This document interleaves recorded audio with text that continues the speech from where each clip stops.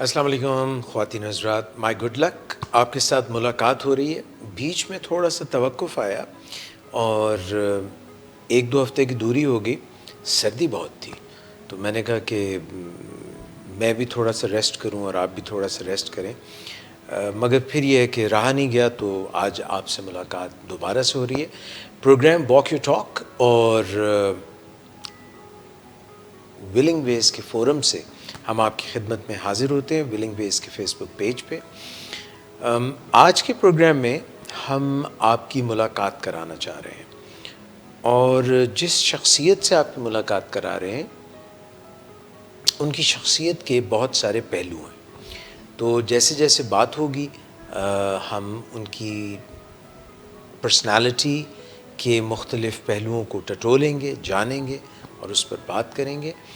اور تعارف کراتا ہوں، میرے ساتھ ڈاکٹر انیک احمد تشریف رکھتے ہیں اور ساتھ میں مس آمنہ نواز ہیں۔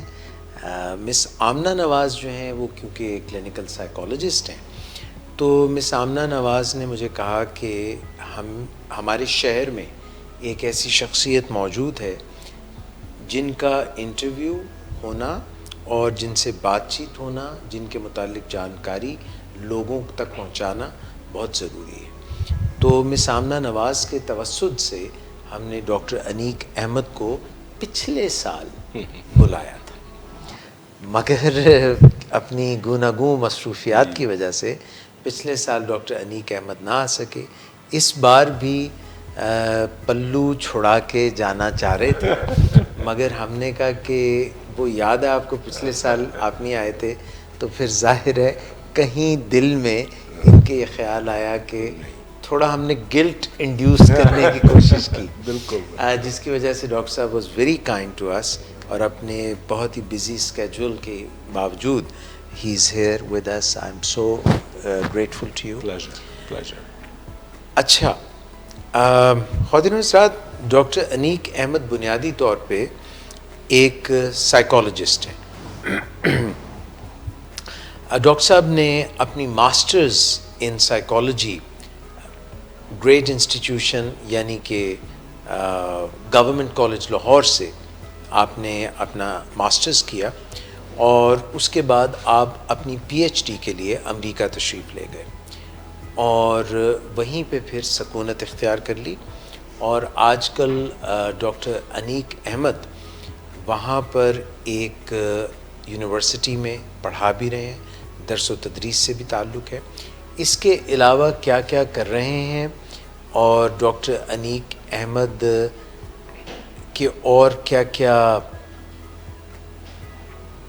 پہچان ہے، یہ ہم ڈسکور کریں گے جیسے جیسے پروگرام آگے بڑھے گا۔ مجھے یہ بتائیے کہ زبیر صاحب جو ہیں چائے لے کے آئے، آ گئی ہماری چائے؟ تو ہم ایسا کرتے ہیں خواتین و حضرات کہ چائے جو ہے اس کو ان کرتے ہیں اور آپ لوگوں کو تھوڑی دیر کے لیے آؤٹ کرتے ہیں، یعنی ایک چھوٹی سی بریک لیتے ہیں اور پھر بریک کے فوراً بعد we'll be talking to doctor Aneeq Ahmed. آپ کی مرضی کے خلاف جو خیال دماغ میں چلتا یہ ہے، ذرا قریب کر دیں۔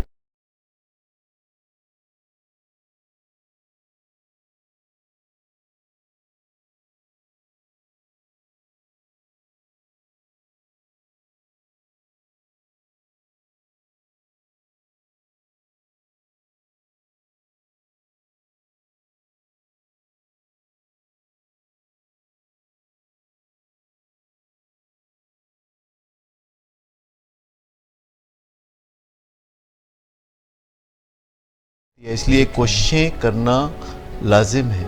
آج اتفاق سے ہمارے ساتھ پروفیسر راحیل کریم بیٹھے ہیں جو اس میں بڑا ید طولہ رکھتے ہیں اور بے انتہا مہارت رکھتے ہیں، تو ہم چاہیں گے کہ ہم آج وہم اور وسوسوں تک زیادہ محدود رہیں۔ ہر شخص کو وسوسے بھی آتے ہیں اور ہر شخص ایک حد تک کمپلسیو بیہیویئر بھی ڈیمونسٹریٹ کرتا ہے۔ نہ جہاں یہ بیماری کا پہلو اختیار جب کرتا ہے تو اس میں اسینشلی جب انسان کی روزمرہ کی فنکشننگ افیکٹ ہونی شروع ہو جائے، جہاں وہ علامتیں کرپلنگ ہو جائیں، جی، جو ان کی پروڈکٹیوٹی کو, ان کے ریلیشن شپس کو افیکٹ کرنا شروع کریں, جی, so that is where I think it becomes a disorder, وہ ایک بیماری کی صورت اختیار کر جاتی ہے. obsession جو ہے از دی کوگنیٹیو ایلیمنٹ, یعنی کہ ذہنی ایلیمنٹ ہے اس کا, سوچ کا. جی ہاں. تو بڑی سمپل سی بات ہے, پہلے سوچ آتی ہے پھر بیہیویئر آتا ہے نا. یہ ایک قابل علاج مرض ہے. وہ جو ہمیشہ کہا جاتا تھا پہلے کہ جی وہم کا کوئی علاج نہیں ہوتا, تو اب ایسا نہیں ہے کہ وہم کا کوئی علاج نہیں ہے. اس کے لیے باقاعدہ علاج موجود ہے اور ایک جد و جہد ہے جو لمبی جد و جہد ہے. جو بندہ وہم کرتا ہے تو ایک بنیادی جو نسخہ ہے وہ یہ ہے کہ اس کے وہم کا حصہ نہ بنے اور اس کے وہم کو ختم کرنے کے لیے کبھی تسلی نہ دے. آج خواتین حضرات, تو ڈاکٹر انیک احمد ہمارے ساتھ اسٹوڈیو میں موجود ہیں. ڈاکٹر صاحب یہ بتائیے کہ مجھے سمجھ نہیں آ رہی کہ دھاگے کا, زندگی کے دھاگے کا کون سا سرا شروع کروں. مجھے یہ بتائیے کہ بینگ اے سائیکالوجسٹ, کیسا آپ کمفرٹیبل ہیں؟ آپ نے یہ جو فیلڈ چوز کی, جی, اور گزشتہ مجھے لگتا ہے کہ اس میں آپ نے 30 سال, جی, کم از کم 30 سال اس میں آپ موجود ہیں, تو اچھا فیصلہ تھا یہ؟ بہت اچھا فیصلہ تھا. میں انجینئر بننے جا رہا تھا, الیکٹرانک انجینئر, اور مجھے بڑا شوق تھا کہ میں سیٹلائٹ انجینئر بنوں. اور اس زمانے میں ظاہر ہے سیٹلائٹ انجینئرز کا تو خامی قال ہی اس کا چرچا تھا. تو انجینئرنگ یونیورسٹی میں داخل ہونے سے کچھ دیر پہلے جب میں اپلیکیشن لے کے جا رہا تھا وہاں پر ایف ایس سی کرنے کے بعد, تو ابا ایک دن مجھے ملے, کہنے لگے کہ بھائی کیا ارادہ ہے آپ کا؟ میں نے کہا جی وہ میں سوچ رہا ہوں الیکٹرانک انجینئر اچھا رہے گا, الیکٹرانکس میں بڑا اچھا رہے گا, اس میں میں سیٹلائٹس کو ڈیزائن کروں گا اور اس کی سرکٹری کو ڈیزائن کروں گا, اور کسی وقت شاید پاکستان اپنے سیٹلائٹس بنائے. تو ہم وہ کہنے لگے یار یونیورسٹی سے کب تک واپس آؤ گے؟ میں نے کہا جی مجھے ایگزیکٹلی تو نہیں پتہ, لیکن صبح 8-9 بجے کے قریب کلاسیں ہوں گی, پھر ہم جائیں گے تھیوریٹیکل کلاسز کے بعد, پھر پریکٹیکلز اور ڈیمونسٹریشنز وغیرہ شروع ہوں گی وہاں, وہ ہمیں سکھائیں گے. میرا رف آئیڈیا ہے کہ انجینئرنگ یونیورسٹی سے واپسی پہ گھر تک آتے آتے 6-7 بج جایا کریں گے. وہ کہنے لگے وہ تو بہت دیر ہو جائے گی. میں نے کہا کہ میں نے کہا جی دیر تو ہوگی, اس طرح کے کاموں میں تو ہو جاتا ہے. سر کہتے ہیں نہیں یار کوئی آسان فیلڈ نہیں تم اپلائی کر سکتے, کوئی ایسی فیلڈ چن لو جس میں آسان کام ہو. 2-2:30 بجے گھر آ گئے. تو میں نے کہا آپ نہیں چاہتے کہ میں الیکٹرانکس میں جاؤں یا الیکٹرانک انجینئرنگ؟ کہتے ہیں یار مجھے الیکٹرانکس میں جانے کا وہ نہیں ہے, تم بے شک بن جاؤ جو مرضی بن جاؤ, لیکن اتنی دیر سے اگر گھر آؤ گے تو میں تو دفتر سے آ جاؤں گا تو اکیلا بیٹھا رہا کروں گا. میں نے کہا آپ مجھے کون سی اتنی اٹینشن دیتے ہیں, آپ اپنے کمرے میں؟ کہتے ہیں نہیں مجھے پتا ہوتا ہے تم اپنے کمرے میں ہو, بس اتنا ہی کافی ہے, پریزنس ہونی چاہیے. میں نے کہا جی پھر میں کیا کروں آپ بتا دیں, مجھے تو اور تو کوئی مجھے پتہ نہیں ہے, مجھے اسی فیلڈ کا پتہ تھا, مجھے شوق تھا اس کا. کہنے لگے تم سائیکالوجی میں ایم ایس کر لو. تو میں نے کہا یہ کیا ہوتا ہے؟ وہ انہوں نے کہا یہ ایک فیلڈ ہوتی ہے, یہ ہیومن نیچر کے بارے میں, اس کو اسٹڈی کرنے سے بڑے فائدے ملتے ہیں انسان جو ہے وہ. تو میں نے کہا جی یہ کہاں پر مجھے جانا پڑے گا؟ گورنمنٹ کالج میں تم نے جہاں سے ایف ایس سی کی بی اے میں داخلہ لے لو, اپنے سبجیکٹس کو آگے کی طرف لے جاؤ, اور بی اے میں تم پہلے سائیکالوجی پڑھو گے, پھر ایم اے کرو گے, پھر دیکھیں گے آگے کیا ہوتا ہے. اور بائی دا وے یہ میں فارم لے آیا تھا, تو اس میں میں نے بھر بھی دیا ہے, تو نیچے اپنے دستخط لے کے یہ فیس کے پیسے بھی لے لو, تو جا کے کل جمع کرا دینا. میں نے کہا اچھا جی میں چلا جاؤں گا. تو اگلے دن میں اپنے جیسے روزمرہ طور پر روز جایا کرتا تھا, میں برسر کے دفتر گیا, وہاں جا کے میں نے وہ جمع کرا دیا. انہوں نے ایڈمٹ کر لیا, ظاہر میں اسی یونیورسٹی کا اسٹوڈنٹ تھا, انہوں نے کچھ بھی نہیں کہا. تو میں نے پڑھنی شروع کر دی سائیکالوجی. تو اس زمانے میں ہمارے پاس نئے این ڈی ایف سی نہیں تھا, کوئی اور انسٹیٹیوٹ تھا, مجھے اب نام بھولتا ہے, بہت پرانی بات ہے. وہاں سے 17ویں گریڈ کے نئے پروفیسرز جو تھے بھرتی ہوئے تھے, ان میں ہماری ایک پروفیسر تھیں، پروفیسر نازلی، جو ہمیں پڑھاتی تھی. وہ بی اے کو پڑھاتی تھی. ہم بھی ان کی کلاس میں داخل ہو گئے اور پڑھنا شروع کر دیا. اب وہ سائیکالوجی پڑھا رہی ہیں اور مجھے کچھ سمجھ نہیں آ رہا کہ وہ کیا کہہ رہی ہیں. وہ بتا رہی ہیں، کچھ سمجھا رہی ہیں، کچھ بیان کر رہی ہیں، اور اللہ جانتا ہے کہ مجھے کچھ سمجھ نہیں آ رہی. میں بیٹھا رہا اپنے دوستوں کے ساتھ. تو جب کمرے سے باہر نکلا تو میں نے اپنے دوستوں سے پوچھا، یار وہ بڑی باریک باتیں کرتی ہیں، مجھے سمجھ نہیں آتی. حالانکہ میں ذہنی طور پہ معاوف نہیں ہوں، لیکن ان کی بات مجھے سمجھ بالکل نہیں آتی. تم لوگوں کو سمجھ میں آتی ہے؟ کہنے لگے نہیں سمجھ ہمیں بھی نہیں آتی، ہم نے تو رٹا ہی لگانا ہے. تو تم بھی رٹا لگاؤ اور تم پاس ہو جاؤ گے. میں نے کہا اچھا ٹھیک ہے. تو پہلا امتحان جب ہوا، مجھے اچھی طرح یاد ہے، ہم سائیکالوجی ڈپارٹمنٹ کے باہر بلڈنگ نہیں بنی ہوئی تھی، تو چھت تھی، اس کے اوپر بیٹھے ہوئے تھے. تو وہ لائیں اپنا رزلٹ، ان کا چلو باہر دھوپ نکلی ہوئی، سردیوں کے دن تھے، تو میں وہاں تمہارا رزلٹ جو ہے وہ بتاتی ہوں. تو انہوں نے سب کو رزلٹ بتایا.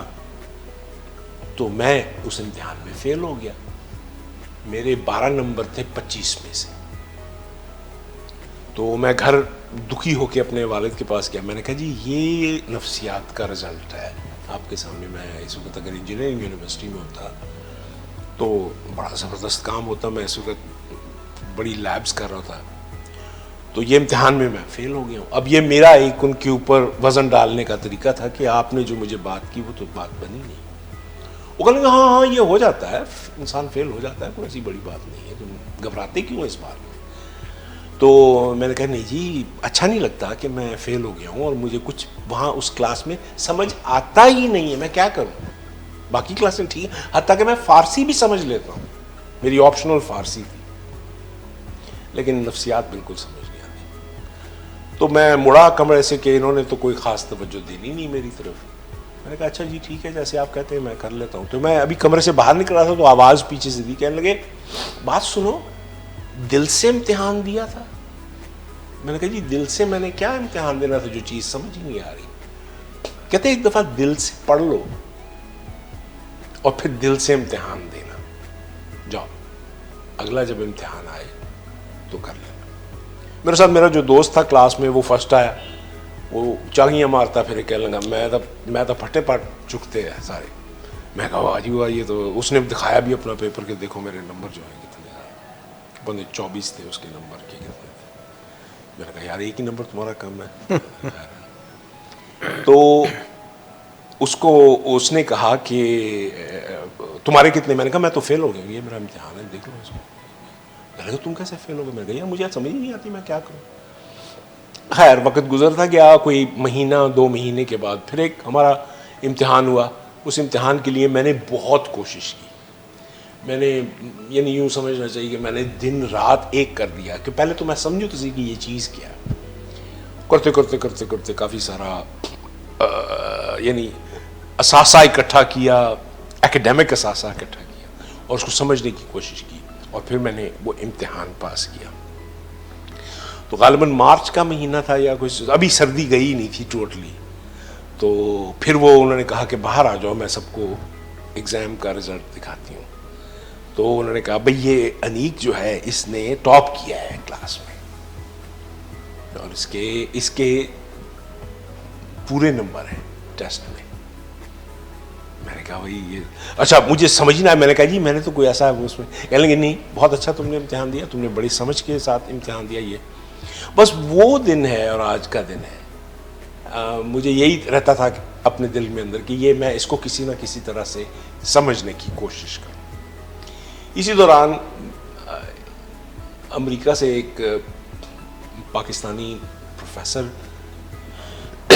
آئے اور انہوں نے آ کے ہمیں ایک لیکچر دیا، اور ہم بی اے کے اسٹوڈنٹس تھے اور وہ بیٹھ گئے اور انہوں نے ہمیں بڑا مشکل کمپلیکس قسم کا لیکچر دیا جس کے اندر خدا جانے کہاں کہاں کے کلابے انہوں نے ملائے اس کے اندر. اور ستم ظریفی یہ کہ انہوں نے ہمیں انگریزی میں لیکچر دیا. اب ہم اردو میڈیم کے پڑھے ہوئے لوگ، ہمیں کہاں انگریزی سمجھ آتی ہے.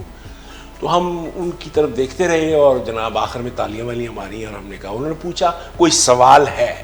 تو ڈر کے مارے کسی نے بھی ہاتھ نہیں کھڑا کیا, کیونکہ کسی کو سمجھ آئی ہوتی تو پھر وہ کھڑا کرتا نا ہاتھ. کی یہ سوال ہے.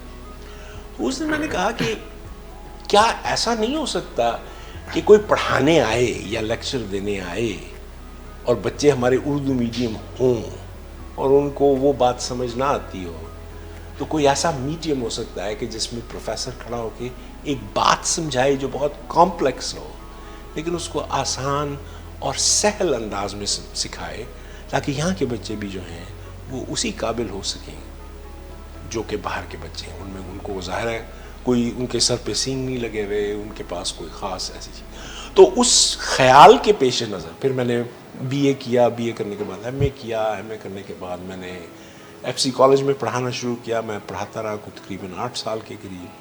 پھر 89 میں نے اسکالرشپ کے لیے اپلائی کیا, پھر میں چلا گیا امریکہ, مجھے اسکالرشپ مل گیا. وہاں جا کے یہ کون سا فل برائٹ اسکالرشپ؟ جی یہ مجھے یہ تھا, یہ گورنمنٹ کا اسکالرشپ تھا, مجھے یاد نہیں ہے وہ, میرا خیال ہے وہ غالباً میں غلط نہ کہہ دوں, یہ وہ نسٹ کا اسکالرشپ ہے, سائنس اینڈ ٹیکنالوجی کا جو اسکالرشپ ہوتا ہے نا, آج سے بہت سال پہلے وہ تھا.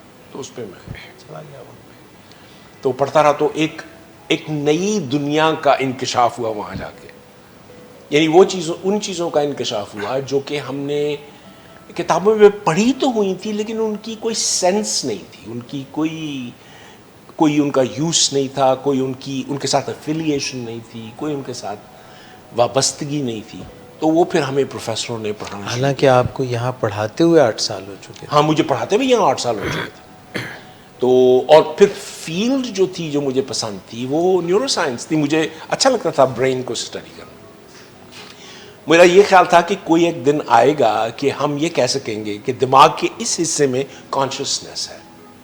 یہ میرا سوال تھا اپنے آپ کے ساتھ, کہ وہ جگہ تلاش کرنی چاہیے کہ جس کے اندر انسان جو ہے آئیڈینٹیفائی کر سکے کہ کانشسنس یہاں ہوتی ہے, کہ جب میں اپنے آپ کو میں کہتا ہوں تو وہ دراصل اس علاقے کی وجہ سے ہے.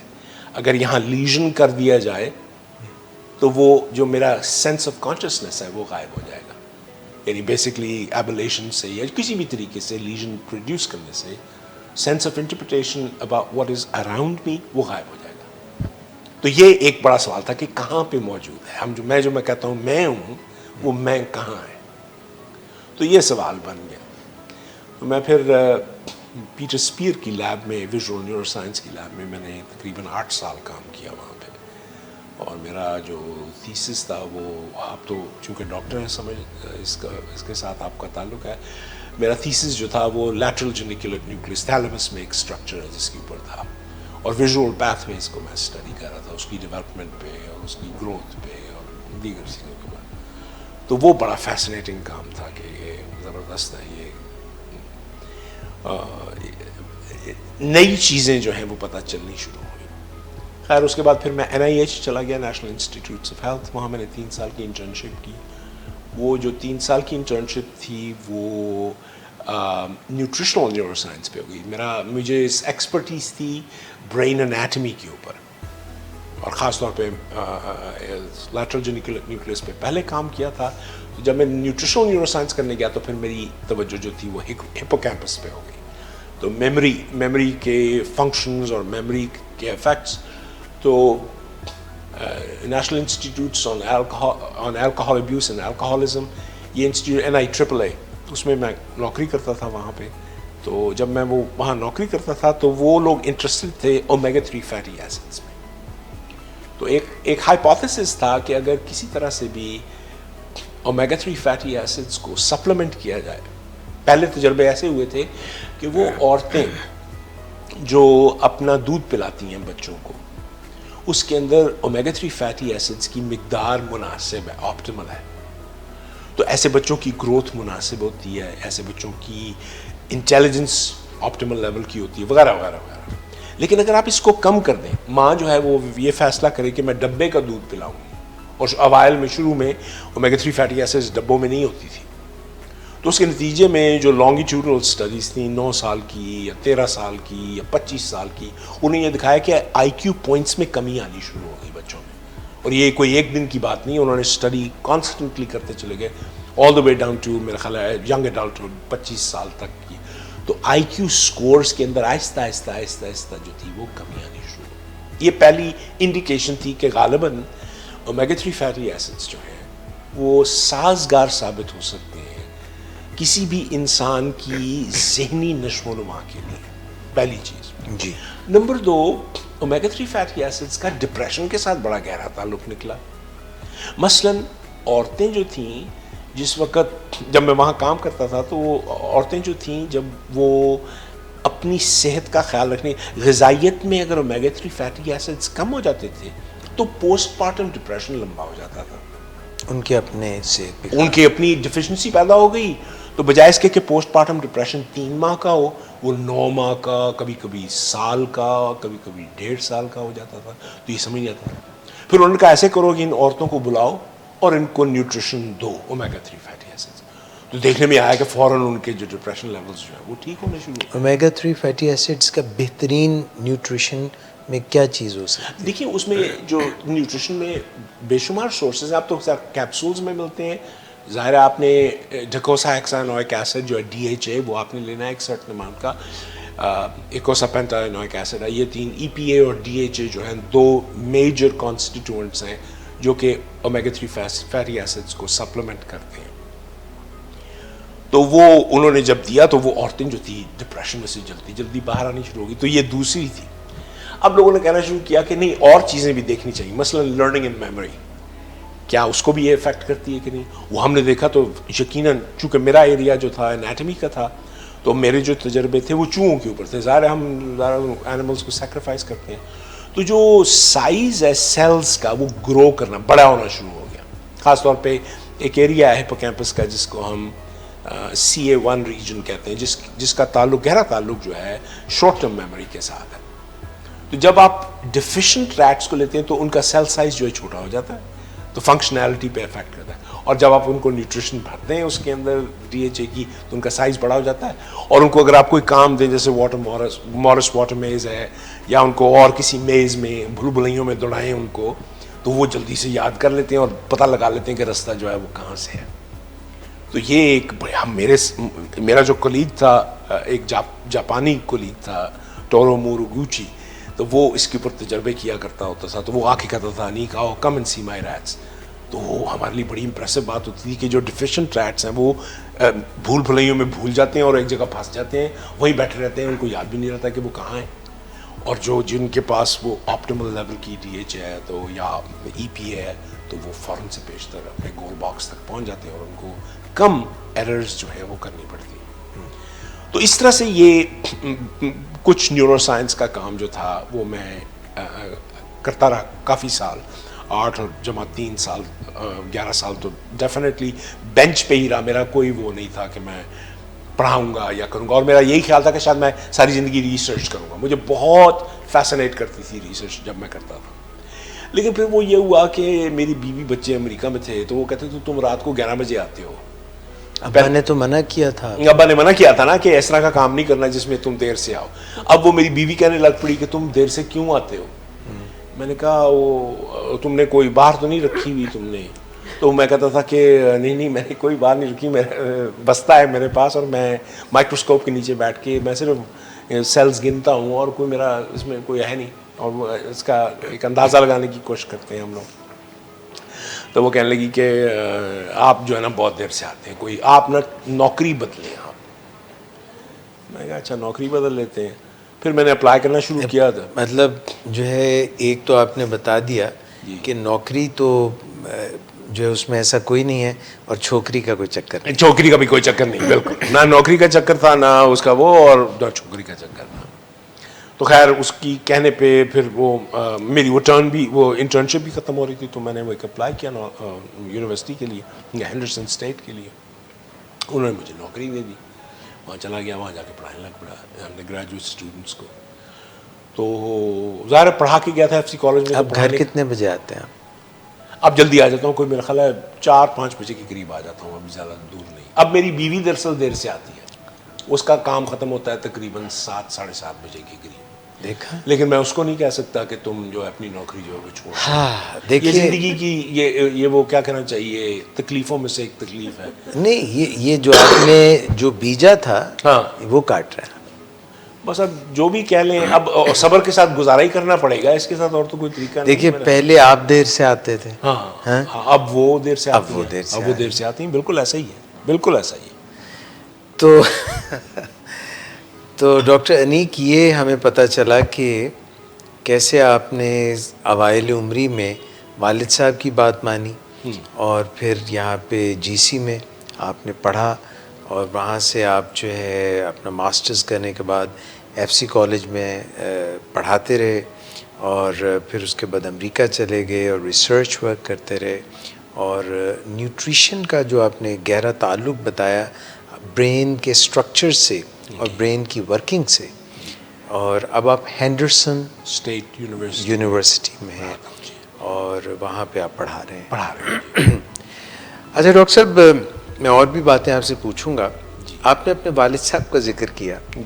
ہم نے سنا ہے کہ جب کوئی بہت ہی برگد کا یا بورڈ کا یا بڑا ہیوج ٹری ہوتا ہے تو اس کے نیچے جو ہے کوئی بڑا درخت جو ہے پھل پھول نہیں سکتا. نہیں سکتا, صحیح بات ہے. کیونکہ سایہ ہوتا ہے جی اور حیات کے لیے ضروری ہے کہ سورج کی روشنی بھی اس کو میسر ہو. بالکل روشنی, چاہے وہ انسان کے ذہن کی ہو یا پھر وہ نباتات کے لیے ہو, وہ ضروری ہے. جی بالکل.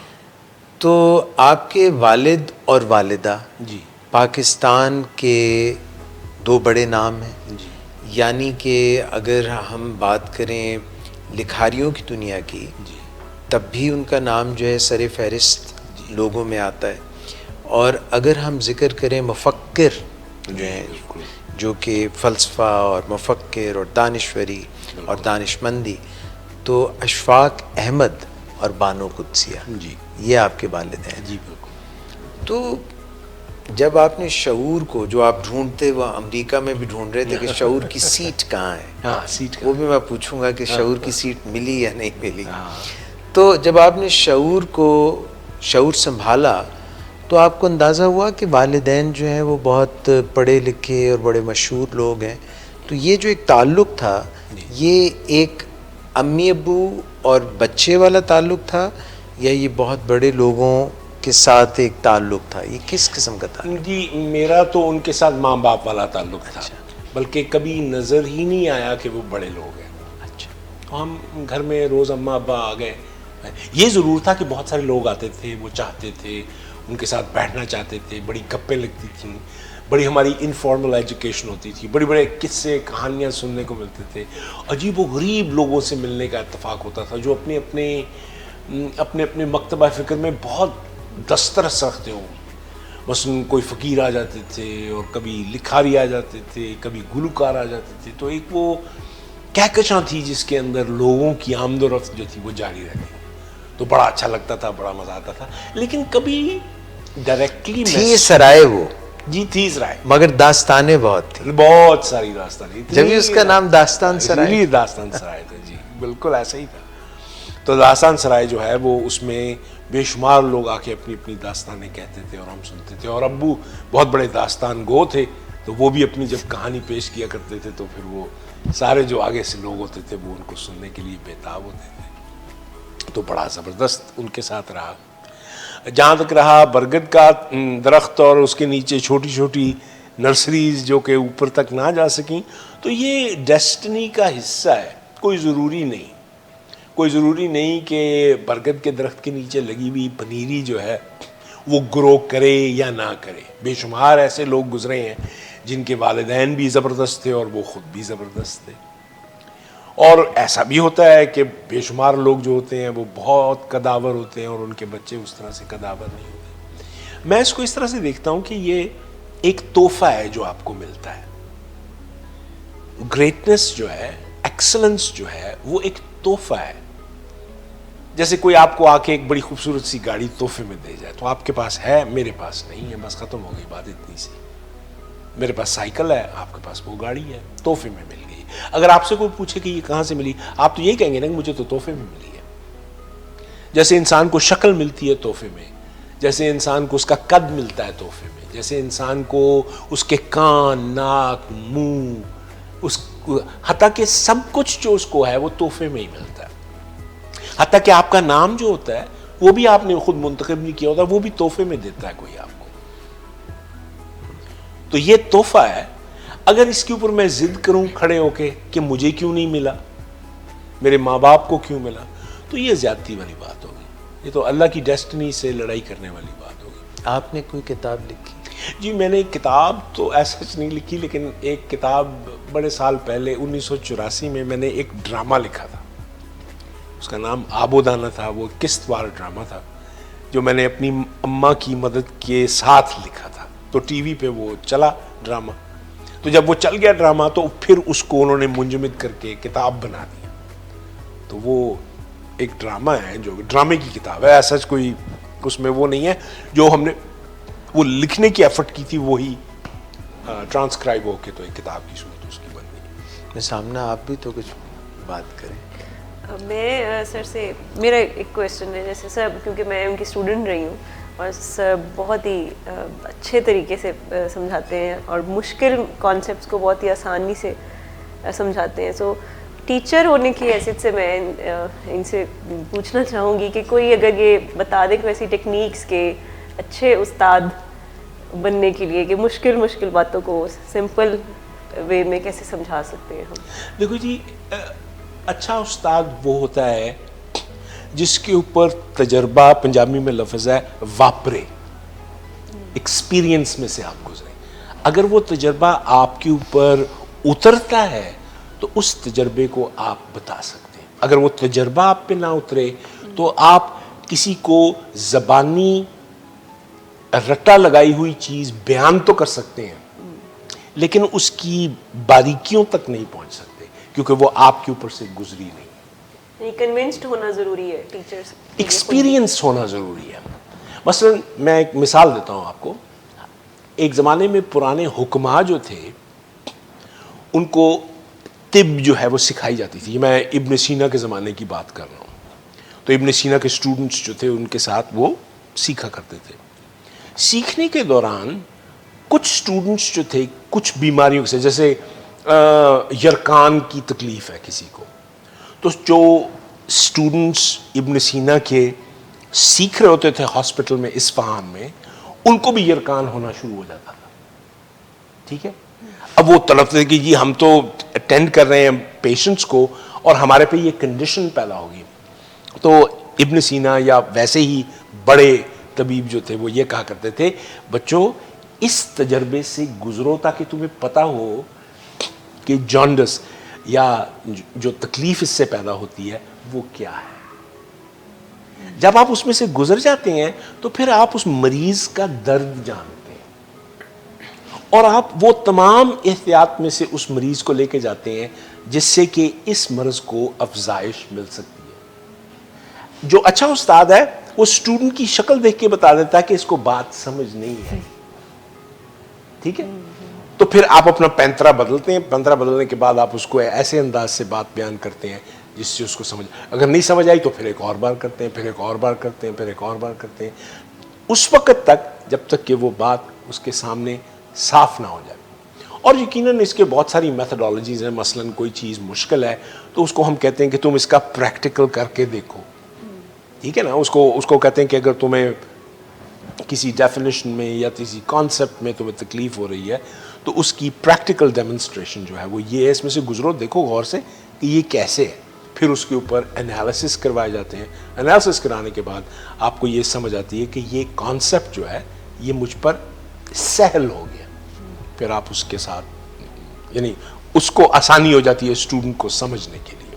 اور یقیناً بڑے بڑے ماہر اساتذہ گزرے ہیں پوری دنیا میں جن کا نام ہے، اور مطلب پیغمبروں کی طرح ان لوگوں کا نام ہے جو اپنے بچوں کو تجربوں سے اور ایکسپریشن سے اور ڈیلیوری سے اور مثالوں سے سمجھاتے ہیں. اسٹوری ٹیلنگ سے جہاں پر جو حربہ استعمال کیا جا سکتا ہے جس سے آسانی ہو سکے بچوں کو سیکھنے میں، وہ استعمال کرتے ہیں تاکہ آسانی ہو سکے اور بچے جو ہیں اس چیز کو سمجھ سکیں. اب مجھے سمجھ آئی ایک بات، ڈاکٹر صاحب نے بات بتائی ہے کہ مرد خواتین کو کبھی بھی پوری طرح سے نہیں سمجھ سکتے. وہ اس طرح سے کہ جس طرح جب کوئی خاتون جو ہیں وہ پریگننٹ ہوتی ہیں تو وہ جیسے جس چیز سے گزرتی ہیں وہ تجربہ بندے کے پاس ہے ہی نہیں. بالکل صحیح. بالکل. اور پھر جب بچے کی پیدائش ہوتی ہے تو وہ جو بھی درد ذہ ہے وہ جس سے گزرتی ہیں وہ بندے کے پاس تو ایکسپیرینس ہی نہیں. وہ کیویں سمجھے. خواتین کو کبھی مردوں سے یہ سوچنا ہی نہیں چاہیے، پوچھنا ہی نہیں چاہیے، کہنا ہی نہیں چاہیے، توقع ہی نہیں رکھنی چاہیے کہ ان کو پوری طرح سے سمجھ. غالباً اس لیے تناسب جو گائناکالوجسٹ کا ہے وہ عورتوں میں زیادہ ہے اور مردوں میں کم ہے. میرا مطلب شاذ و نادر مرد ہوں گے جو گائنی میں جاتے ہوں گے، میرا یہ ذاتی خیال ہے. آئی ڈونٹ نو، آپ اسٹیٹسٹکس بہتر طور پہ بتا سکتے ہیں. دیکھیے اب شیف جو ہیں، جی بات تھوڑی سی دور چلی جا رہی ہے. شیف جو ہیں ٹاپ نوچ، جی جی بالکل وہ مرد ہیں. جی حالانکہ ہانڈی روٹی، باورچی خانہ، یہ سارا جو ڈپارٹمنٹ ہے یہ خواتین کا سمجھا جاتا ہے. بالکل صحیح ہے. مگر جو ٹاپ نوچ شیف ہیں وہ مرد ہیں. اب یہ کہیں آپ اس ٹاپ نوچ شیف کو کہ گھر کی روٹی پکا، وہ اوکھ ہے. یہ دیکھیں نا فوراً وہی بات آ جاتی ہے کہ وہ جس وقت گھر جاتے ہیں اور اس کی بیوی کہتی ہے کہ 6 روٹیاں، آلو والا ساگ وہ تیار کر. وہ کہتا ہے بھائی میں تو شکاگو کے ٹاپ ایلیٹ ہوٹل کا شیف ہوں، میں اس طرح کی واحد چیزیں تو نہیں بتا سکتا. تو مجھ سے کیا ایکسپیکٹ کرتی ہے.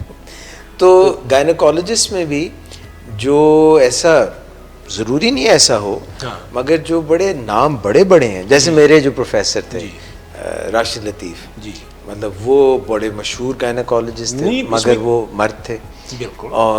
اور بھی اس طرح کے ہیں، مگر خواتین بھی اچھی گائنیکالوجسٹ ڈیفینیٹلی ہیں. مگر یہ بھی بات ہے کہ شاید کئی دفعہ نا جب ہم ایک کام کرتے رہتے ہیں تو جو باہر کے لوگ ہیں وہ زیادہ ایمپیتھیٹک ہوتے ہیں، جو اندر کے لوگ ہیں وہ اتنے ایمپیتھیٹک نہیں ہوتے. اچھا چلیے یہ بات تو الگ ایک شروع ہو گئی. اچھا ڈاکٹر صاحب یہ فرمائیے گا کہ آپ کو اب امریکہ میں رہتے ہوئے اتنی دیر ہو گئی، کافی سال ہو گئے، یعنی 30 سال ہو گئے. تو اس میں آپ آتے بھی رہے، یہاں پڑھاتے بھی رہے. یہ میں نے ایک ٹسل دیکھی ہے کہ جو پاکستانی بورن اینڈ بریڈ ہوتے ہیں، جو یہاں پلے بڑے ہوتے ہیں، وہ دور تو چلے جاتے ہیں پر ان کا دل جو ہے مجبوری ہے وہ کہیں پیچھے اٹکا سا رہتا ہے. یہ جو ایک کشمکش ہے، یہ جو ایک کھچاؤ اور تناؤ ہے، محبت کا یہ جو ایک ہے، اس میں ایک ٹسل ہے، ٹگ آف وار ہے. آپ بھی یہ فیل؟ جی بالکل بالکل بالکل. میری زندگی کا ایک حصہ ہے. یعنی ہماری ایک سائیکالوجی میں اب ہم بہت زیادہ کوالٹیٹیو انالیسس کرنے لگے ہیں، فینومینولوجیکل انالیسس کرتے ہیں اور دیگر نیریٹیوز. تو یادداشت کا ایک بینک جو 30 سال پہ مشتمل ہے، اس بینک کو میں اپنے کندھے پہ اٹھا کے ہر وقت لیے پھرتا ہوں. اور دوسرا بینک میرا اس 30 سال کی عمر ہے جو میں نے امریکہ میں پیدا کیا. ہماری ایک جب میں امریکہ گیا تو برجٹ بالسک ایک خاتون تھی جس نے ہماری اورینٹیشن کی. 5 پاکستانی تھے اور اس نے ہمیں مریڈین ہاؤس واشنگٹن ڈی سی میں دعوت دی. تو ہم گئے وہاں پر، اس نے بڑی ہماری آؤ بھگت کی، ہمیں ایکلیئرز کھلائے، کافی پیش کی، بڑی مزیدار. تو باتیں بتاتی رہی کہ کیسے جانا ہے، بس کیسے لینی ہے، کیا کرنا ہے، کس طرح سے ٹکٹ لیتے ہیں، کیا کرتے ہیں. ان کی لمبی ایک روٹین ہوتی بتاتی رہی. تو باتوں باتوں میں اس نے ایک عجیب و غریب بات کی. کہنے لگی روتے ہو تم لوگ؟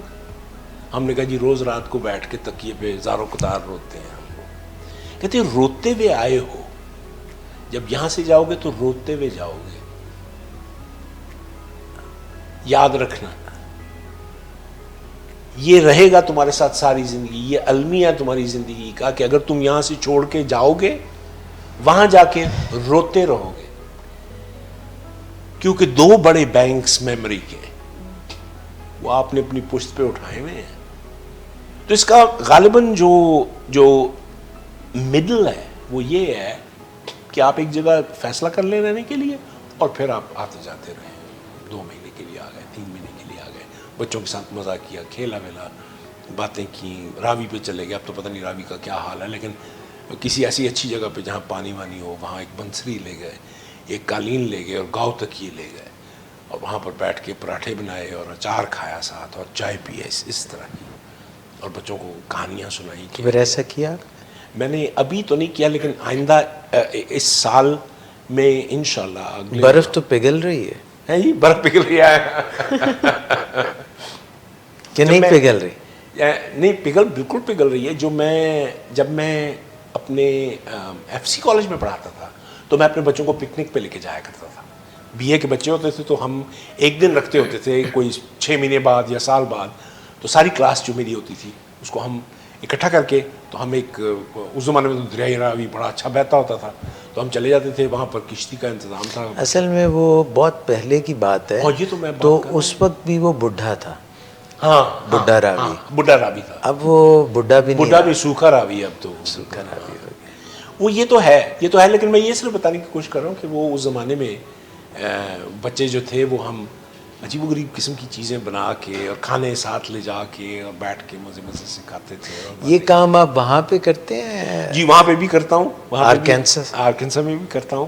ہماری جو روٹینز ہیں ان میں سے ایک روٹین ہے, ہم بچوں کو لے کے جاتے ہیں سائیکیاٹرک وارڈز میں.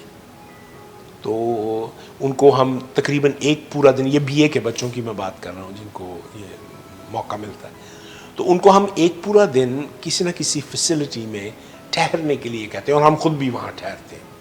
ہم سے تقریباً 70 میل کے فاصلے پہ ایک فیسلٹی ہے جہاں پر ہم لے کے جاتے ہیں. تو اس میں آپ بیٹھے رہیں اور ان کو دیکھتے رہیں, اور وہ آبزرو کرتے ہیں ایز سائیکالوجی اسٹوڈنٹس کہ جو تھیراپی مل رہی ہے یا جو سپورٹ مل رہی ہے اسٹاف سے وہ کس طرح کی ہے.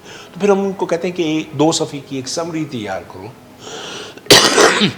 جس سے تم ہمیں یہ بتا سکو کہ تمہاری آبزرویشنز کیا تھیں. ظاہر ہے وہ ہم کلینکل انالیسز نہیں کرا رہے, لیکن جو تمہاری دل کی آواز ہے وہ بتاؤ کہ کیا تھا, کون اچھا کام کر رہا تھا, کون برا کر رہا تھا, کوئی ایسی چیز دیکھی جو تمہارے دل کو لگی, یا تم نے کوئی ایسی خاص چیز دیکھی جو بہت زیادہ ڈسٹنگوشڈ تھی, تم بتاؤ ہمیں کہ وہ کیسی تھی. تو وہ پھر اپنے واقعہ لیں. جب وہ سیشن ختم ہو جاتا ہے تو پھر ہم سارے کے سارے کسی نہ کسی ریسٹورانٹ میں یا کسی نہ کسی پارک میں جا کے کھانے ہم ساتھ وہ ڈبوں میں میک ڈونلڈ وغیرہ لے جاتے ہیں, وہاں بیٹھ کے پھر ہم کھاتے ہیں, اور دن بھر کی جتنی جو ہوتی ہے گفتگو اس کو ہم کرتے ہیں, اور بڑا لطف رہتا ہے, بڑا مزہ آتا ہے. تو آپ آرکینسا میں ہوتے ہیں, تو بل کلنٹن صاحب سے کبھی ملاقات ہوئی آپ کی؟ بل کلنٹن, جب میں آرکینسا میں موو کیا تو بل کلنٹن جو تھے وہ نیو یارک یعنی واشنگٹن ڈی سی چلے گئے تھے, اور اس کے بعد انہوں نے اپنی جو مسکن تھا وہ بدل کے نیو یارک کر لیا, کیونکہ ہلری وہاں پر ان کا گھر تھا شاید, اور پھر وہ وہیں پر رہنے لگ پڑے. اور جب تک ہلری رہیں واشنگٹن ڈی سی میں تب تک تو بادشاہ بل کلنٹن جو تھے ان کے ساتھ تھے. پھر فائنلی جب انہوں نے لیکچرز وغیرہ دینے شروع کیے تو پھر انہوں نے اپنا جو گھر تھا وہ نیو یارک میں لے لیا, پھر وہاں رہنے لگ پڑے. تو اس لیے ملاقات نہیں ہو سکی کبھی. کبھی نہیں. ڈاکٹر انیک احمد, یہ فرمائیے گا کہ اماں جی سے اور ابا جی سے, بانو قدسیہ صاحبہ اور اشفاق احمد صاحب سے کیا سیکھا, کیا what are your memories, what are your fond memories? بہت ساری چیزیں سیکھیں, بے تحاشا چیزیں سیکھیں. مثلاً ابا سے ہم تینوں بھائیوں نے پریسیجن سیکھا. پریسیجن, یس, میٹیکولس ہونا. مثلاً جو میرا منجلا بھائی ہے جو اب اس دنیا میں نہیں ہے, وہ ٹائپ رائٹر پہ اس زمانے میں ٹائپ کیا کرتا تھا. کوئی میرا مضمون ہوتا تھا یا اس کا مضمون ہوتا تھا, تو اگر ایک کاما کی غلطی ہو گئی ہے تو وہ سارا کاغذ پھاڑ دیا کرتا تھا, اور پھر اثر نو اس کو ٹائپ کیا کرتا تھا کہ اس میں کوئی غلطی نہ ہو, کیونکہ ابا نے سکھایا تھا کہ غلطی نہیں ہونی چاہیے. پریسیجن جو ہے اس کے بغیر کوئی آپ کو سچا مانتا نہیں ہے. اگر آپ کا کام جو ہے وہ اتنا پریسائز ہو کہ دیکھنے والا غلطی نہ نکال لے تو وہ کہے گا کہ آپ بالکل سچے ہیں. ویسٹ نے یہی طرز طریق جو ہے وہ اختیار کیا کہ وہ ایک چیز کو اتنی بار کرتے ہیں کہ اس میں سے غلطی کا امکان ہی نکل جاتا ہے. وہ اس میں سچائی جو ہے وہ آ جاتی ہے. اسی طرح مذاہب میں بھی ہے, مذاہب کی پریکٹس جو ہے بہت مشکل ہے, ہم تو نہیں کرتے مذہب کی پریکٹس, لیکن جو روزمرہ نماز پڑھنا, روزے رکھنا, یہ کرنا, اس کے لیے ایک کانشیس لیول کی ایفرٹ ہے جس میں بے شمار پریکٹس کی ضرورت ہے, پھر جا کے کہیں سیوی ہوتی ہے. ایک بہت ہی مشکل سا سوال میرے ذہن میں آ گیا, اگر آپ اجازت دیں. بالکل, چاہیں تو جواب دیں, چاہے نہ دیں. نہیں کوئی ایسی بات, اگر مجھے جواب آتا ہوگا تو ضرور دوں گا. مذہب جو ہوتا ہے وہ ایک طریقہ کار ہوتا ہے, جیسے آپ نے طریق فرمایا کہ ایک set of rules and something. دیکھیے, مذہب کے بارے میں ایک یہ رائے ہے کہ مذہب جو ہے وہ رائٹس اور ریچولز کا نام ہے جو ہم سب لوگ کرتے ہیں. اسپرچویلٹی ایک اور ڈیمینشن ہے مذہب کی. آپ اللہ میں نہ بھی مانتے ہو تب بھی آپ اسپرچل ہو سکتے ہیں اگر آپ مکمل طور پر. یہ رائٹس کون سے؟ RITES. اچھا, یہ وہ والے طریقے. اچھا, یہ فرمائیے گا کہ سائیکالوجی بھی ایک مذہب ہے؟ سائیکالوجی تو سوشل سائنس ہے, یعنی سائنس وہ اس میں رائٹس اینڈ ریچولز نہیں, وہ رائٹس اینڈ ریچولز کو اسٹڈی کرتی ہے اور یہ حیران ہوتی ہے کہ انسانوں نے رائٹس اور ریچولز کیوں بنائے, یا وہ اسپرچویلٹی میں کیوں یقین رکھتے ہیں, یا اس میں سے ایک فرقہ جو ہے وہ اللہ سے متنفر ہو کے یہ کیوں کہتا ہے کہ ہم اللہ میں یقین نہیں رکھتے, ایسا کیوں ہے؟ تو سائنس جو ہے وہ تو مذہب نہیں ہے. سائنس تو مذہب نہیں, سائنس تو ایگزامینیشن کا ایک ٹول ہے. جب آپ کسی چیز کو ایگزامن کرتے ہیں تو آپ سائنس کا استعمال کرتے ہیں, اور ایگزامینیشن کے لیے آپ آرکائیول ڈیٹا, یعنی اب ہسٹری بھی سائنس کا حصہ بن گئی ہے. اگر آپ یہ جاننا چاہتے ہیں کہ ملک کی فلاح و بہبود کے لیے آج سے 2000 سال پہلے فلاں ملک میں کیا ہوا تھا جس کی وجہ سے ان کی ساری مملکت جو تھی وہ بہہ گئی, تو اس آرکائیول ڈیٹا کو لے کے ان فیکٹرز کو آئیڈینٹیفائی کیا جاتا ہے جس کی وجہ سے آپ نئے بادشاہوں کو بتا سکیں کہ اگر یہ کریں گے تو کام خراب ہے, یہ مملکت جو ہے بہہ جائے گی, اور اگر یہ نہیں کریں گے تو مملکت جو ہے وہ تگڑی ہو جائے گی. تو مذہب جو ہے وہ جیسے جیسے رت بدلتی ہے, زمانہ بدلتا ہے, نئی چیزوں کی شناخت ہوتی ہے, دریافت ہوتی ہے, تو پھر نئے مذاہب بھی آ جاتے ہیں. بالکل آتے ہیں, بالکل, کیوں نہیں. مذاہب نہیں آئیں گے تو ایک ہی مذہب کی بہت ساری صورتیں بن جاتی ہیں, فرقے بن جاتے ہیں, کوئی ایسی بات نہیں ہے. تو ان میں جوڑ ہوتا ہے یا توڑ ہوتا ہے؟ یہ تو پرسیپشن کی بات ہے. دراصل مذہب جو ہے وہ بہت کم لوگوں کے پاس ہے جو ٹرو سینس میں مذہب ہے نا. مثلا جب میں نماز پڑھتا ہوں, جب اللہ کے سامنے کھڑا ہوتا ہوں, تو مجھے یہ خیال نہیں ہوتا کہ اللہ سامنے کھڑا ہے, مجھے نہیں ہوتا. میں پڑھ لیتا ہوں نماز, ایک روٹین ہے میری, میں ضرور پڑھتا ہوں, کوشش کرتا ہوں. روٹینز میں بھی بہت دم ہوتا ہے. نہیں, بالکل دم ہوتا ہے. اور ریچولز میں بھی ہوتا ہے. اور ریچولز میں بھی ہوتا ہے, بالکل, کیوں نہیں ہوتا. لیکن یہ کوئی وہ بات نہیں ہے کہ جیسے آپ کے اوپر ایک آشکار ہو, اور جب آشکار ہو جائے تو وہ آپ کے سامنے ہی رہے ہر وقت. ڈاکٹر صاحب, یو آر اے سائیکالوجسٹ, اور ایکسپیریمنٹل سائیکالوجی کے متعلق بھی میں آپ سے پوچھوں گا. جی, جب کوئی چیز آشکار ہو جاتی ہے کسی کے اوپر, جی, کسی پہ, جی, اور وہ کہتا ہے کہ اللہ مجھ سے باتیں کرتا ہے, تو آپ لوگ اس کو کہتے ہیں اس کا ذرا چیک کرو, تھاٹ پروسیس بالکل ٹھیک ہے. نفسیات دان تو یہی کہتے ہیں ڈیلوژنل ہے یا ہلوسینیشن سے گزر رہا ہے, بالکل کہتے ہیں, بالکل. کیا کریں, اس کی ڈیفینیشن جو ہے ایسے ہی ہے. لیکن اس وقت سائیکالوجی کے میدان میں بے شمار لوگ جو ہیں وہ اسپرچل تھراپیز دے رہے ہیں, اور ان کا رجحان جو ہے وہ اب اس طرف بڑھ رہا ہے کہ وہ کہتے ہیں کہ اس کے اندر کوئی حقیقت موجود ہے. تو ہمیں دھیان کرنا چاہیے. آؤٹریجسلی پہلے کہتے ہیں دھیان لگاؤ, اور دھیان لگاؤ, پھر گیان ہو جاتا ہے, پھر کہتے ہیں یہ جو گیانی ہے یہ جھوٹا ہے, یہ جھوٹا ہے, یہ ڈھونگی ہے. جی بالکل ایسے ہی ہے. جو ڈیلوژنل ہوتا ہے, ظاہر ہے ہم نے اس کو دوائی دینی ہوتی ہے نا, تو جب دوائی دینی ہوتی ہے, اچھا وہ دوائی دیتے ہیں تو اس کا وہ ختم ہو جاتا ہے. نہیں, وہ یہی تو بات ہے کہ جب آپ دوائی دیتے ہیں اور اس کی ڈوپامین پوری ہو جاتی ہے, یا کم کر دیں یا زیادہ کر دیں, جس طرف بھی آپ نے رخ بنایا ہوا ہے, تو اس کی وہ جو ڈیلوژنل نیچر ہے, پہلے اس سے رب باتیں کر رہا تھا, وہ بند ہو جاتا ہے. لیکن ڈیلوژنس کی بہت ساری صورتیں ہیں, یعنی ڈیلوژنس کی ایک صورت جو ہے وہ منفی ہے, جس میں انسان جو ہے اپنے آپ کو یا کسی اور کو نقصان پہنچا سکتا ہے. جس انسان کا وہ دروازہ کھلا ہوا ہو جس کے اندر فلاح اور بہبود شامل ہو, ایسا انسان کسی کو نقصان نہیں پہنچاتا بلکہ عین وہ اس کے لیے مددگار ثابت ہوتا ہے اور اس کو اس کی مصیبت میں سے نکال کے لے جاتا ہے. Very right. تو ڈاکٹر صاحب امی آپ کی جی بانو قدسیہ صاحبہ جی وہ بھی بہت جیسے ایک پوری شخصیت بلند جی. اشفاق احمد صاحب کی تھی, تو ان کی بھی اپنی ایک پوری شخصیت ہے, اور بالکل. ان کا بھی جو اردو کے ساتھ لگاؤ اور جو انہوں نے لٹریچر میں اپنے فن پارے بنائے ہیں وہ بھی کسی طور پہ کم نہیں ہے. نہیں, کم نہیں ہے. تو امی سے پھر کیا کیا سیکھا؟ امی سے سیکھا معاف کرنا دوسروں کو.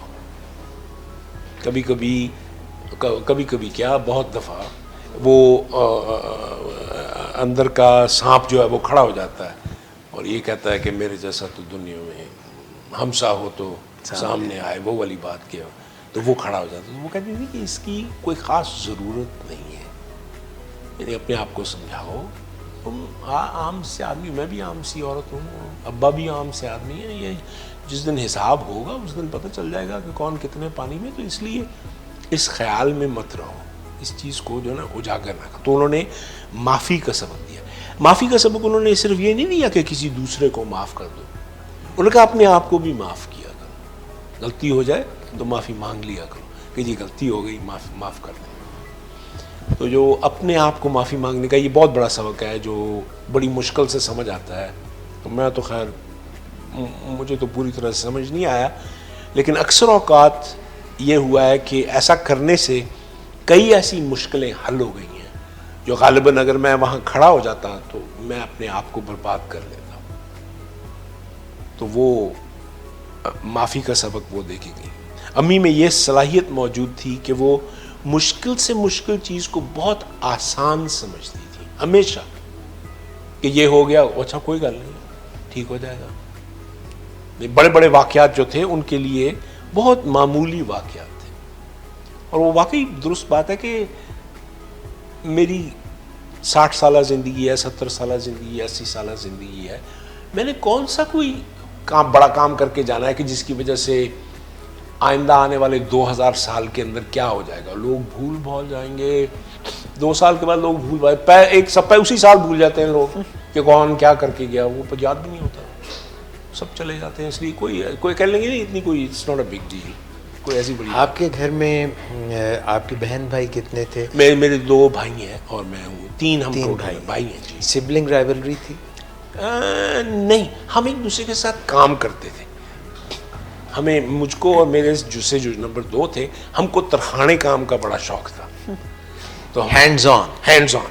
تو ہمارا جو ترخان تھا جس نے ہمارے دروازے بنائے تھے گھر کے, وہ اپنا اڈا چھوڑ گیا تھا. تو جب وہ اڈا چھوڑ گیا تو ہمیں موقع مل گیا. جو پھٹیاں بچی ہوئی تھی گھر کے بنانے میں, ہم نے ایک رندہ خریدا اور چھوٹے چھوٹے ڈبے جو تھے وہ بناتے ہوتے تھے. اور میرا بھائی جو تھا وہ تو بہت ہی ماسٹر آدمی تھا, اس نے اس ترخان کے ساتھ وقت بھی کاٹا ہوا تھا. تو پھر وہ بیٹھ کے ڈبے اور مختلف چیزیں وہ بنایا کرتا تھا, میں اس کی مدد کرتا ہوتا تھا. تو ہم کرتے تھے. پھر ہمیں الیکٹرانکس کا شوق تھا بڑا, مجھ کو اور میرے بھائی کو. تو ہم الیکٹرانکس, میرا سب سے چھوٹا بھائی ہے وہ تو بہت زبردست الیکٹرانکس کا انجینئر ہے, تو اس کی سمجھ بہت ہی زیادہ تھی. وہ پھر ہمیں بتاتا تھا کہ آپ یہ غلط کر رہے ہیں, یہ غلط کر رہے ہیں, یہ غلط کر رہے ہیں. تو ہال روڈ ہم جایا کرتے تھے, وہاں سے جا کے ہم رجسٹرز اور ٹرانزسٹرز اور کیپیسٹرز وہ خرید کے لایا کرتے تھے. پھر بورڈز کے اوپر پھر بورڈوں کو ایچ کرتے تھے, پھر ہم بناتے تھے ایمپلیفائر, اور پھر ہم اس کو مائکرو فون پہ ٹپ ٹپ کر کے کہتے ہیں جب بسم اللہ آپ اذان دیں اس کے اندر مولوی صاحب کی طرح. تو وہ ایک وہ ہمارا طریقہ کار تھا جو ہم کیا کرتے. ہمارے آپس میں ایسا کوئی رائیولری نہیں تھی, وہ وقت ہی نہیں ملتا تھا رائیولری کا. وہ ہم کہ یار یہ مشکل ہے, جس کو آتا تھا وہ کہتا تھا اس کو اس طرح سے کر لیتے ہیں. تو بیگم صاحبہ کی, آپ کی بیگم صاحبہ کی سلیکشن کس نے کی؟ میں نے میری بیگم صاحبہ میری ایک اسٹوڈنٹ کی بہن تھی.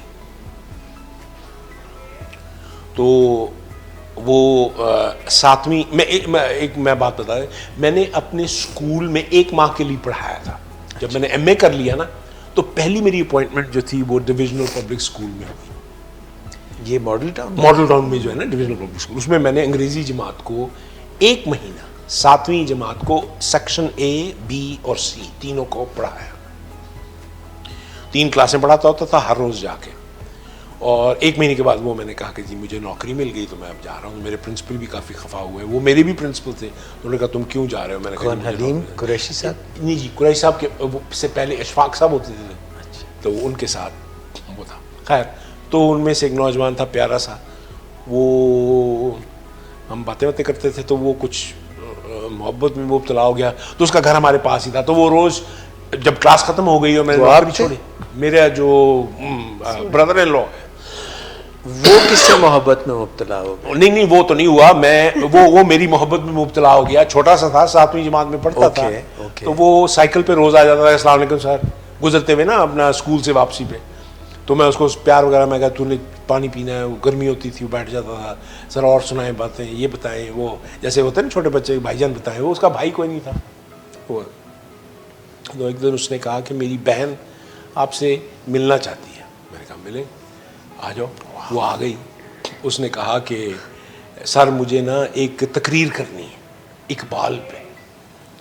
میں نے کہا یار کسی عالم فاضل کے پاس جاؤ, میرے پاس. وہ نے کہا نہیں سر آپ جو ہے نا مجھے لکھ دیں تقریر اقبال کے اوپر نا, اچھی سی تقریر, کوئی 3 4 5 صفحے. تو میں نے کھڑے ہو کے نا وہ خود ہی کو کر بلند اتنا وغیرہ جو ہے وہ پیش کرنا ہے.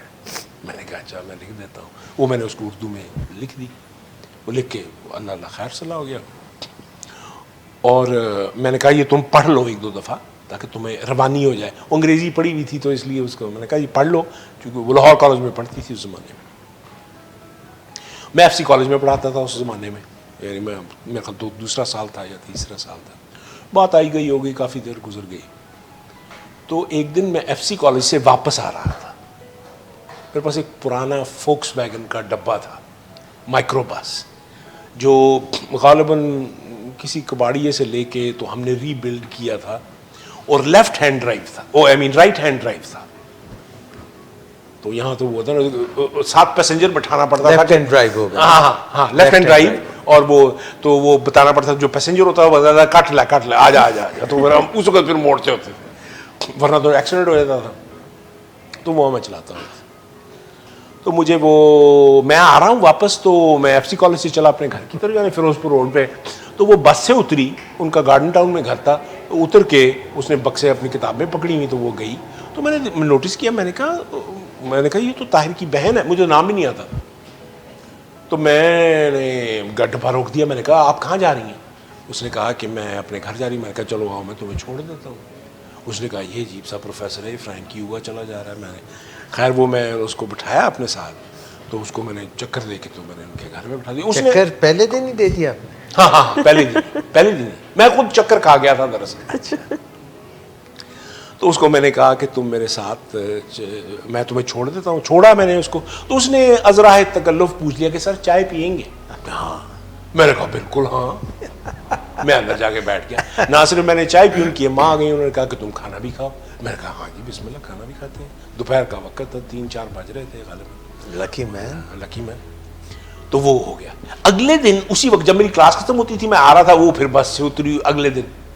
تو یہ واقعہ 3 دفعہ ہوا.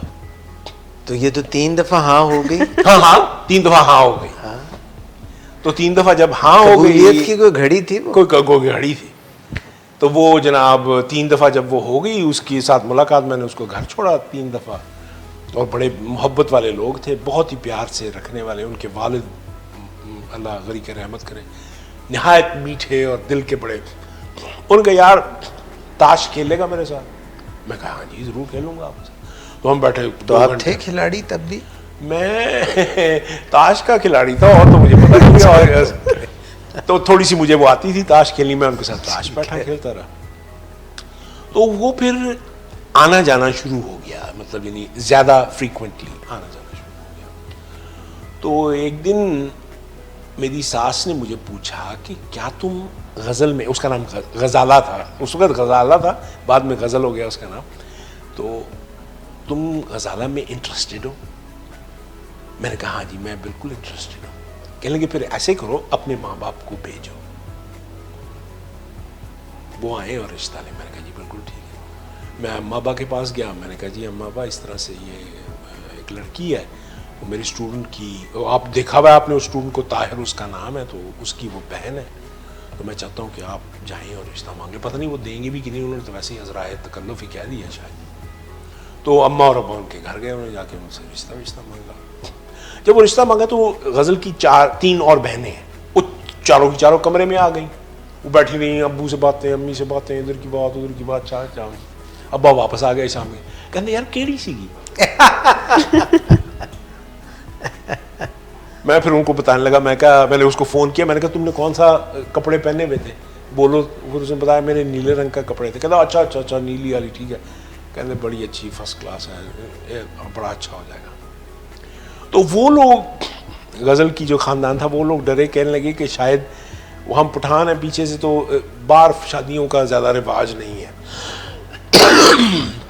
وہ کہتے ہیں خاندان میں ہی ہو, خاندان میں ہی ہو, خاندان میں ہی ہو. ابا نے باہر شادی کی, میرے چچا نے باہر شادی کی, اور میں نے بھی غالباً اپنے ابا امی کو, خیر یہ تو ڈیسٹنی میں ہوتا ہے. تو انہوں نے کہا کہ, تو بہت سارے خاندان والوں نے ناک منہ چڑھایا کہ یہ کہاں شادی ہو رہی ہے, یہ نہیں ہونا چاہیے. تو اس پر ابو نے کہا کہ یہ میرا بیٹا ہے, اس نے کبھی کوئی مجھ سے چیز مانگی ہی نہیں, یہ پہلی دفعہ ہے جو اس نے کوئی چیز مانگی ہے, تو میں تو نہ نہیں کروں گا. اس کو اگر یہ لڑکی پسند ہے اور لڑکی والے اگر راضی ہیں تو ہمیں کوئی اعتراض نہیں. تو وہ جناب ہماری شادی ہو گئی. تو پھر آپ کے بچے کتنے ہیں؟ میری 3 بیٹیاں, وہ سب یہاں پاکستان؟ 2 یہاں پیدا ہوئے, ایک جو سب سے چہیتی میری چھوٹی ہے وہ وہاں پیدا ہوئی. اور تینوں بچیاں آپ کی آپ کے ساتھ امریکہ میں؟ جی امریکہ میں. بڑی والی کی شادی ہو گئی ہے, وہ اپنے گھر میں ہے, اور جو نمبر 2 ہے وہ کر رہی ہے PhD کرمنل جسٹس میں, اور جو چھوٹی میری چہیتی ہے وہ BA کر رہی ہے.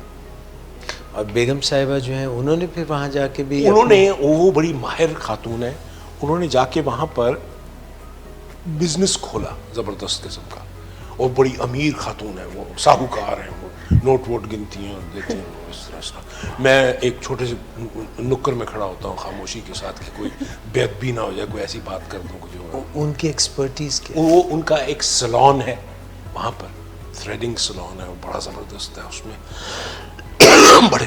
بڑے بڑے شیشے لگے ہوئے ہیں, اور دنیا جہان کی خواتین وہاں اکٹھی ہوتی ہیں, اور وہ ان کو سروسز پرووائڈ کرتی ہیں. اور ابھی انہوں نے ریسنٹلی یہاں سے ایک وہ بوتیک کا سٹور کھولا ہے. وہ دونوں دکانیں آمنے سامنے مال کے اندر, اور وہاں پر وہ پاکستانی چیزیں جو ہیں وہ بیچنے کا ارادہ رکھتی ہیں, کھسے اور چھوٹی قمیضیں اور وہ دیگر جو عورتوں کی زیبائش کا حصہ ہوتے ہیں.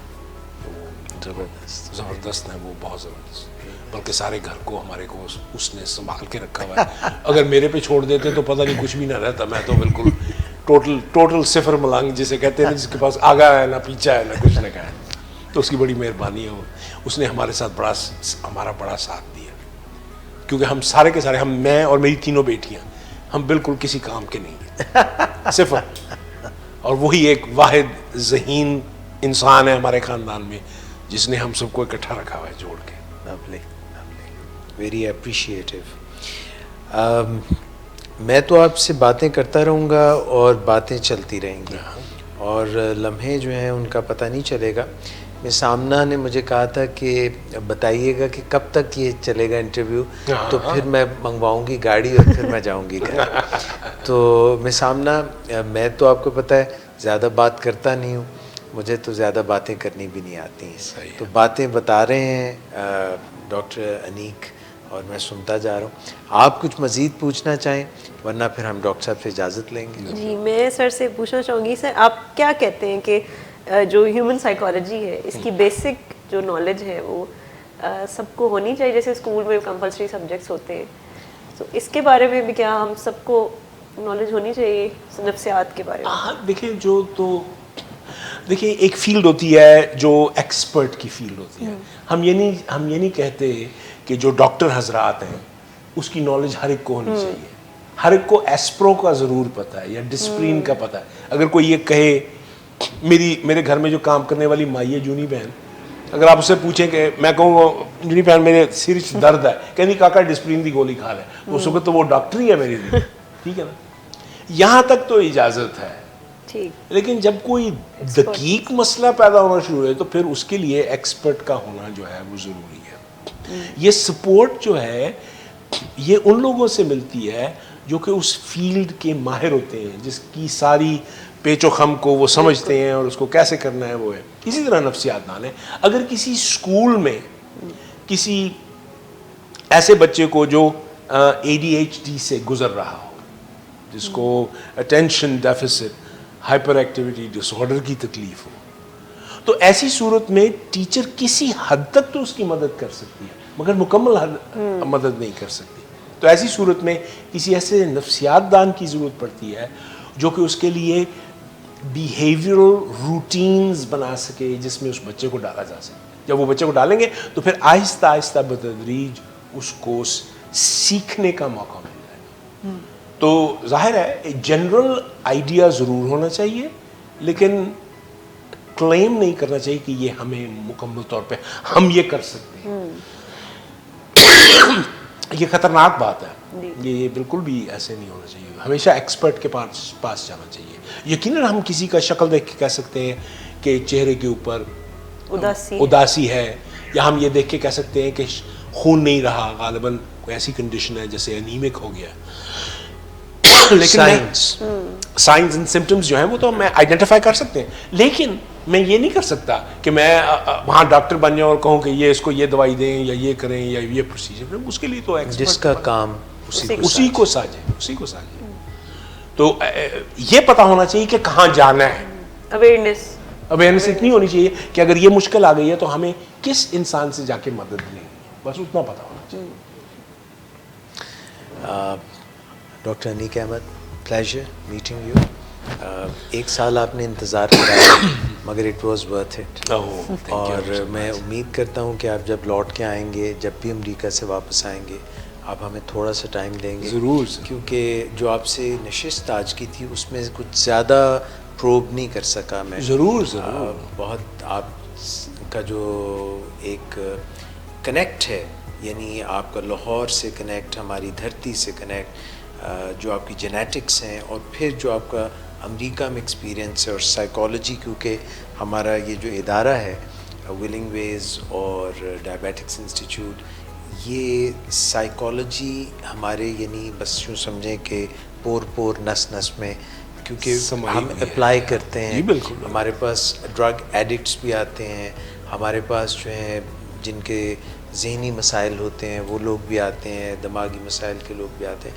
تو I would like to get more out of you. ہاں ضرور. اور آپ کا ریسرچ اتنی ہے, تحقیق کا کام آپ نے اتنا زیادہ کیا, اور آپ لفظ یوز کر رہے تھے جینیکولیٹ نیوکلیس اور ہپو کیمپس, تو میرا بڑا دل کر رہا تھا کہ میں ان کے اوپر بھی آپ سے ضرور جو ہے نا استفادہ کروں.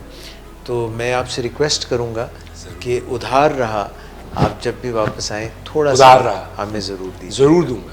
بہت مزہ آیا آپ سے بات چیت کر کے, اور میں سامنا آپ کا بہت شکریہ کہ آپ نے ان سے متعارف کرایا اور ان کو بلایا. Once again thank you sir. You are very welcome. خواتین حضرات, آج کے اس واک یور ٹاک میں ڈاکٹر انیک احمد کئی حوالوں سے ہمارا اثاثہ ہیں, مجھے ایسا لگتا ہے کم از کم, with his all experience and to the household that he belongs to. He is very dear and important to us. And those people who can appreciate our assets, جو ہمارے اثاثے ہیں, اگر ہم ان کو appreciate کر سکتے ہیں اور ہم ان کی جو قدر و منزلت ہے اس کو پہچان سکتے ہیں, تو یہ بہت اہم ہے. کیونکہ جن معاشروں میں اپنے برینز کی قدر و منزلت کو نہیں پہچانتے, ڈاکٹر صداقت بار بار یہ بات کہتے ہیں کہ برین ڈرین بہت ہو گیا پاکستان. اس بات کا اکثر مجھ سے رونا روتے ہیں کہ برین ڈرین بہت ہو گیا ہے پاکستان میں. جو کام کے لوگ تھے وہ بہت سے باہر چلے گئے ہیں, اور کوئی طریقہ ہونا چاہیے کہ ان کو واپس بلایا جائے, اور نہ صرف بلایا جائے بلکہ ان سے پوری طرح استفادہ بھی کیا جا سکے, ان کو بلا کے تنگ کر کے واپس پھر نہ وہ چلے جائیں, کیونکہ ایسا بھی بہت ہوا ہے. تو آپ کے پروگرام میں فیڈ بیک کا انتظار رہے گا. بلکہ آج میں نے ایک لفظ پڑھا, کام کا پڑھا, بالکل نیا آئیڈیا ہے. فیڈ بیک تو ہم سب مانگتے ہیں, فیڈ بیک یہ ہوتی ہے کہ جو میں نے کیا وہ کیسا کیا اس پہ, مگر ہمیں فیڈ فارورڈ چاہیے کہ جو بات آپ نے سنی اس کو فارورڈ لے جا کے آگے جا کے اپلائی کیسے کر کے بہتر سے بہتر کیسے کر سکتے ہیں, کہ ہے خوب سے خوب تر کی تلاش مگر خوب تر کا. انشاءاللہ پھر ملاقات ہوگی. اپنا بہت خیال رکھیے گا. اللہ حافظ.